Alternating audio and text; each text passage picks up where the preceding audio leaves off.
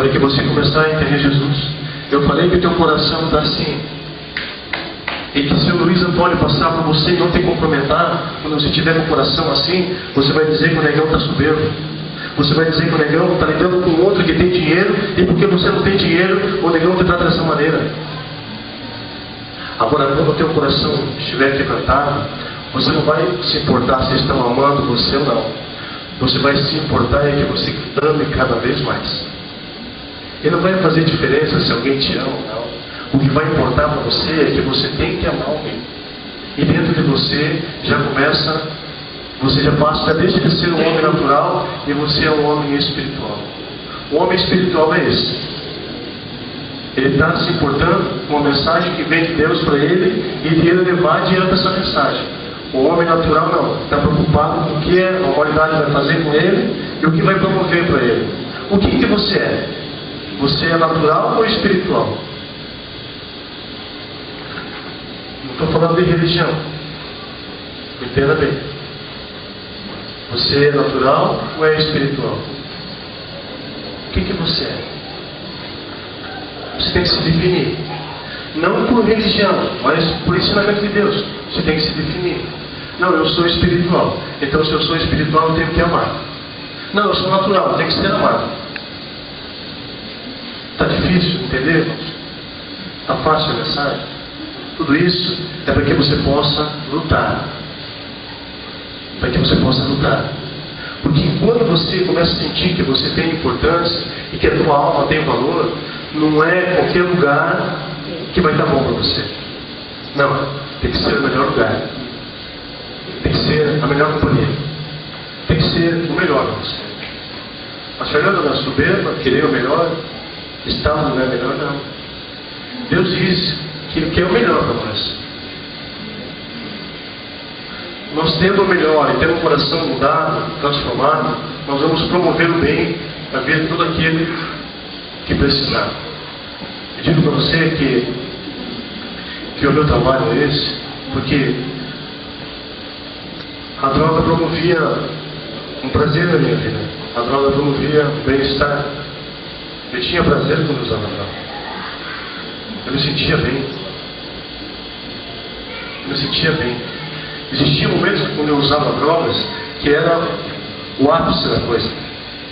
Quando o meu batimento cardíaco ia lá em cima, a pupila do meu olho dilatava, minhas mãos transpiravam, o amargo da cocaína eu sentia passar na minha garganta, eu sentia dor de barriga, eu corria para o banheiro, eu voltava do banheiro, eu queria beber mais, eu queria falar mais, esse era o prazer.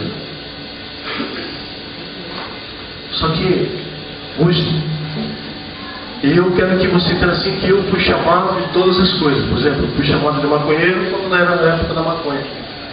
Aí fui chamado de cheirador de cocaína, de ladrão, de bandido, de traficante, isso aqui. Esses dias eu fui chamado, no ano passado eu fui chamado de algo que fez eu chorar. E eu espero que você também seja chamado disso. O trabalho que eu desenvolvo, no ano passado, eu cheguei perto de 8.000 jovens falando sobre as drogas. E no terminar da sala de aula, o rapaz levantou a mão e falou assim: viu, professor, você poderia explicar para mim novamente? Cara, é demais. Cara, é demais. Eu fui chamado de professor, cara. Falei, professor, você poderia explicar novamente a matéria, o assunto sobre a cocaína? Cara, aquilo me arrepiava, me levantou, bati no teto e voltei, cara. Senti vontade de chorar, segurei e falei, não vou chorar na frente deles. Eu falei, posso sim. E fui melhorar a minha explicação. Sabe que você está dentro de uma sala de aula com 120 alunos do segundo ano e do terceiro ano, uns caras cheios de perguntas, cheios de questões, cheios de dúvidas, perguntando para você, um pergunta aqui, outro pergunta ali, um pergunta aqui, outro pergunta ali, os suores correndo pelo teu rosto, e você olhando assim, Senhor, é comigo mesmo. Isso não tem que parar. Isso é mais forte, mais pesado do que qualquer graça. Vamos falar um pouco de morte, tá? Certa feita, que eu vi algo do Ederson, tá entendendo? E ficou até hoje comigo. Algumas vezes nós estamos falando, em certas oportunidades, sobre esse assunto. Sobre o quê? Quando fumava, eu não estou fazendo e nem vou fazer apologia à droga. Não é esse o meu trabalho, fazer apologia à droga. Mas, quando se fumava um baseado, as pessoas tinham um comportamento ainda que dava para se entender. Ou seja, as pessoas conversavam, as pessoas se reuniam e, um detalhe, as pessoas mantinham relações sexuais. Quando o cara começou a cheirar cocaína, o cara também tomava cerveja, cheirava cocaína, falava-se a noite toda e também a cocaína levava à excitação, então se mantinha relações. Satanás, que é um cara forte, ele conseguiu desenvolver uma droga chamada crack, que quando ele consegue fazer com que o pai e a mãe usem a droga, já não existe mais relação sexual. Se a mulher engravidou, foi porque ela foi manter relações para arrumar dinheiro para comprar droga, não por prazer. Quando essa mãe ganha o neném, esse neném já nasce dependente.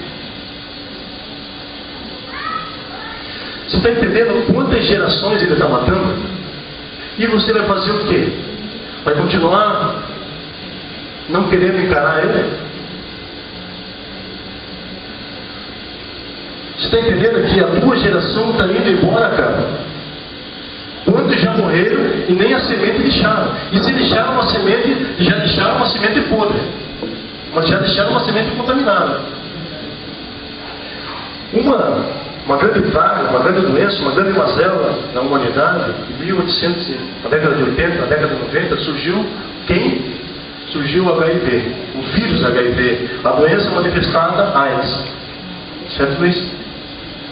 Matou milhões de pessoas e continua matando, principalmente na África. Só que a medicina, através dos recursos, consegue que a mãe, que é soro positivo, consiga lá fazer o pré-natal quando grávida, e lá na hora de a criança nascer, o médico ser avisado e aquela criança nascer sem o vírus HIV. Agora, o infeliz que nasce de uma mãe dependente do crack vai nascer dependente. A mãe que é soro positivo, eles vão enfaixar os seios dela. É horrível, cara. Vão enfaixar os seios dela para que ela não venha amamentar aquela criança e aquela criança contrair o vírus. Você fala assim, Fernando, você está falando em São Paulo, no Rio de Janeiro? Não, aqui no Hospital Regional, já está nascendo essa geração. Essa geração já está nascendo aqui no Hospital Regional. Já está ali, já nascendo. Já nasce ali, e a primeira coisa que vão dar para ele não é o leite materno, já é droga. Porque vai ter que usar uma droga para poder acalmá-la, para poder amenizar a dor dele. E você vai se entregar, e você não vai resistir ao crack ou a outra droga. Você vai deixar Satanás ganhar a guerra. Você vai deixar uma semente podre, ou você vai lutar, vai sair dessa, vai dar a volta por cima, vai se preocupar com outras almas, com outros jovens, com outras pessoas doentes, vai promover a alegria na sua família, promover a felicidade.